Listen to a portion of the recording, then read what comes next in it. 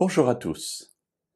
Soyons honnêtes, dans la Bible, les généalogies ne sont pas les passages les plus simples à lire et parfois nous passons par-dessus, nous les sautons allègrement parce qu'on se dit ces pages entières de noms et en plus de noms biscornus parce que ce ne sont pas des noms auxquels nous sommes habitués, ça n'est pas facile. Alors, vous me direz, quelle est l'utilité d'avoir des généalogies? J'ai eu l'occasion déjà dans une autre méditation de dire que les généalogies sont là pour montrer aussi que Dieu nous connaît par notre nom.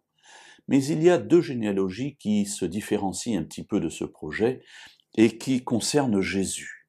La première se trouve dans l'Évangile selon Matthieu, chapitre 1er, versets 1 à 17. Nous ne lirons pas les deux généalogies, ce serait beaucoup trop long dans le cadre de ces méditations, mais je vous invite à les lire.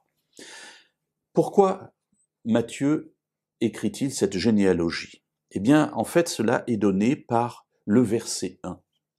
Généalogie de Jésus-Christ, fils de David, fils d'Abraham.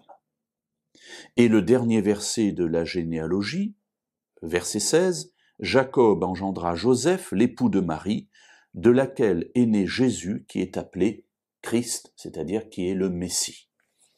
Alors, le but de Matthieu est donc de démontrer par sa généalogie que Jésus est bien d'un côté fils de David, c'est-à-dire qu'il est roi, il est le descendant royal qui était attendu, le roi, mais aussi fils d'Abraham, c'est-à-dire le fils de la promesse, c'est-à-dire l'héritier de la promesse que Dieu avait faite. Cette promesse dont on attend la réalisation, eh bien c'est Jésus qui l'accomplit.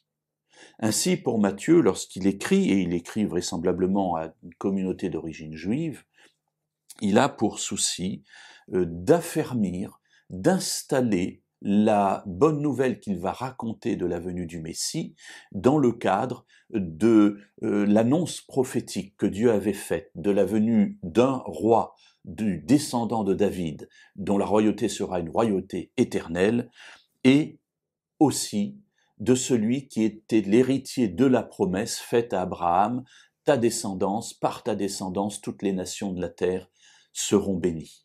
Alors, Matthieu installe donc Jésus dans cette perspective afin que tous ses lecteurs puissent, dès le début de son évangile, comprendre que Jésus est bien l'héritier de la promesse et est bien aussi l'héritier de la royauté qui était attendue. Et nous verrons demain une autre généalogie concernant Jésus.